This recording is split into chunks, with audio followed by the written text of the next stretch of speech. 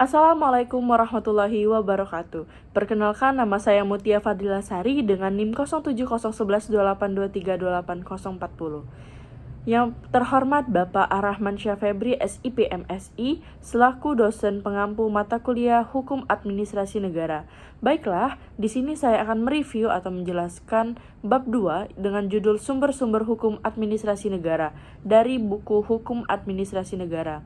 Di dalam bab ini menguraikan berbagai sumber hukum yang menjadi dasar dan landasan bagi penerapan hukum administrasi negara di Indonesia. Mari kita masuk ke penjelasan mendetail mengenai komponen-komponen utama dalam bab ini.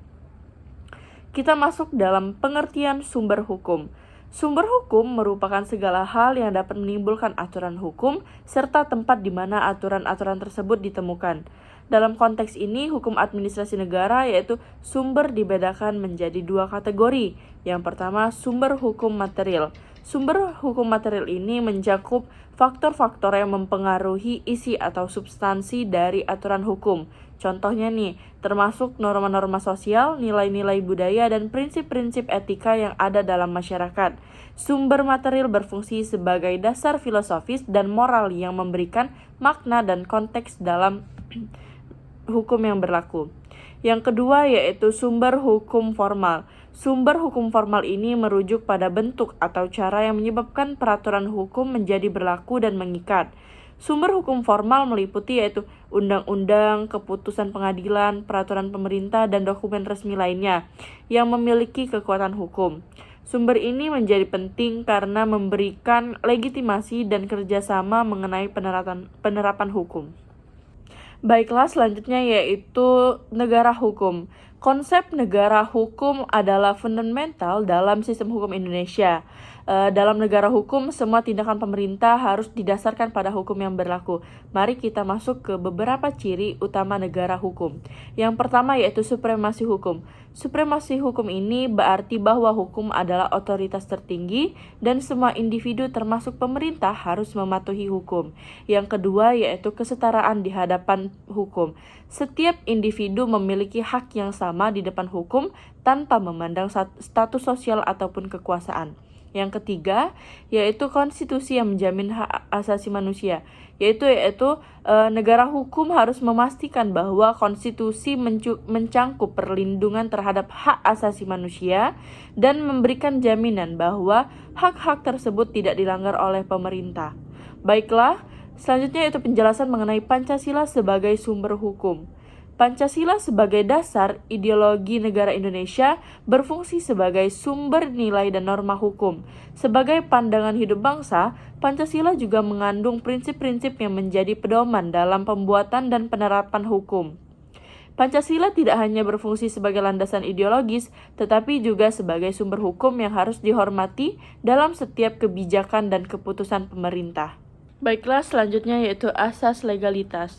Asas legalitas adalah prinsip yang fundamental dalam hukum administrasi negara. Prinsip ini menegaskan bahwa setiap tindakan pemerintah harus berdasarkan hukum yang berlaku.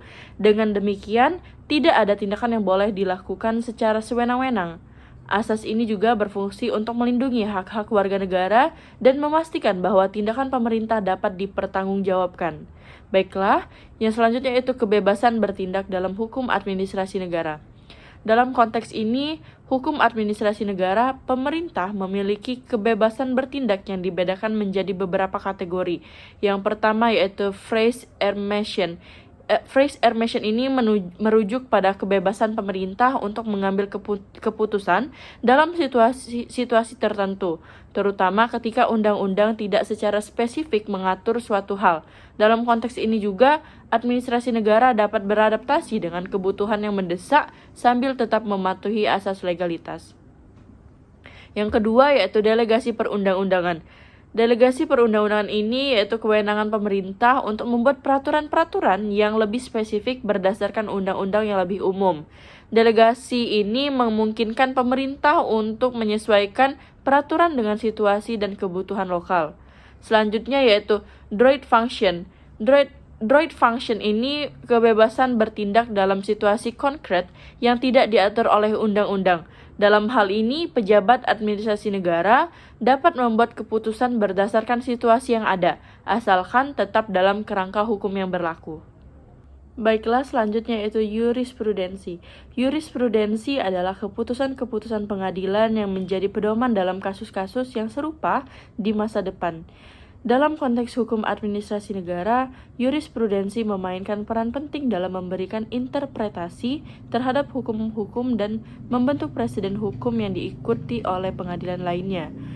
Jurisprudensi ini membantu dalam menciptakan konsistensi dan kepastian hukum. Selanjutnya yaitu doktrin. Doktrin merupakan pendapat atau ajaran para ahli yang dapat mempengaruhi penerapan hukum. Meskipun tidak memiliki kekuatan mengikat, doktrin juga seringkali dijadikan rujukan dalam pembuatan keputusan hukum dan peraturan perundang-undangan.